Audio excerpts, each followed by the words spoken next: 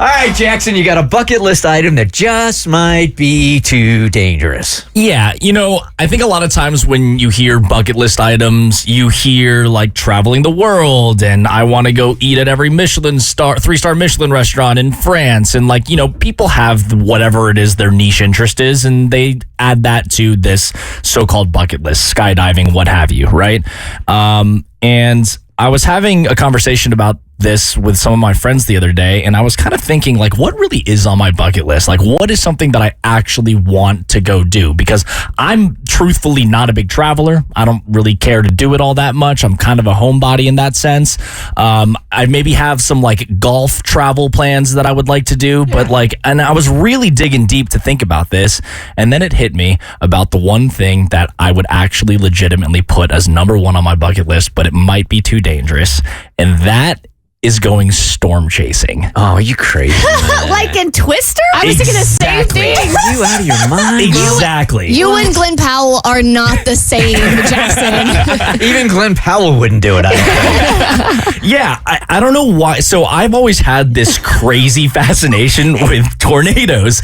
And I think it also maybe stems from me. When I watched the original Twister movie as a kid, I had horrific nightmares after that because it freaks me out. And I had this crazy rationally but irrational fear of big storms. But then as I grew older, they started fascinating me more and more and more. And a lot of the content that I've been watching on YouTube is about storm chasing and weather and all this kind of stuff. And I was like, wouldn't it be so cool to see a tornado right in front of you in person? Absolutely not. No.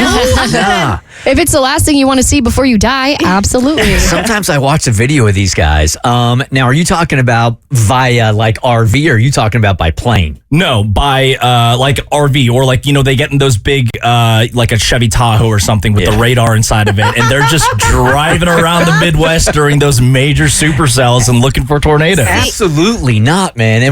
And from time to time, you'll hear a story about, the wind change and a tornado hitting one of these RVs or whatever, and people pass away. I'm like, yeah. Mm-hmm. Yeah, you put yourself in that position. It's for sure scary, especially since, I don't know if you guys remember that show Storm Chasers that used to be on the Discovery Channel. Their team was super, super talented and expert and had expertise in this field. And they actually all passed away a few years ago from chasing a tornado that ended up turning at the wrong time. But I don't think the tornado didn't pick a bad time. A tornado is a tornado. Yeah. It sounds way scarier, I think, in principle and when you see videos of it, but I don't think it's actually that dangerous to go do. And I don't know why. It's just something. You just told us an entire team of people died. That happens skydiving too. I don't think it's that dangerous. Just something that they put national alerts out about when they're in your area. You're dumb. No. I thought you were smart, but I take it back. Come on. All right, yeah, it's going to be a tough one to actually try and convince people to let me do this. Yeah, there are some professions that when somebody passes away in, I'm like, yeah, of course. Or some hobbies, like those guys that when they climb up rock cliffs, and they're not attached to anything. Free solo, and they end up dying. I'm like, yeah, right. And this is what you'd put this on the same level as that of climbing a mountain with no ropes. It's just putting yourself in danger. Jackson, listen to yourself. You were honestly, I feel like you were one of the smartest people. No, you are a smart person I know. But I'm about to revoke that title. It's a tornado, my friend. I'm curious what your girlfriend has to say about this, because I feel like there's a list of things that your significant other has to sign off on. And tornado, storm chasing, aka running after a tornado, that would be one. Doing solo rock climbs with, or free solo rather, with that would be another one. I feel like there's a list of activities that your significant other has to sign off on in order for you to do. I know everybody wants their independence, free will, independence, blah, blah, blah.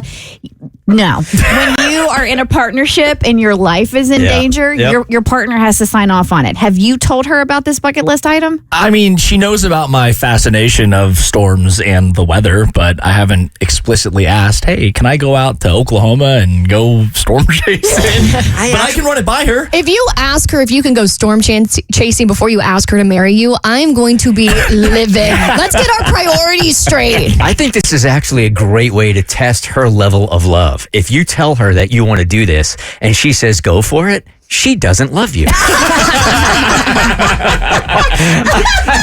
It's a pretty easy test. You might be onto something. The Bert Show.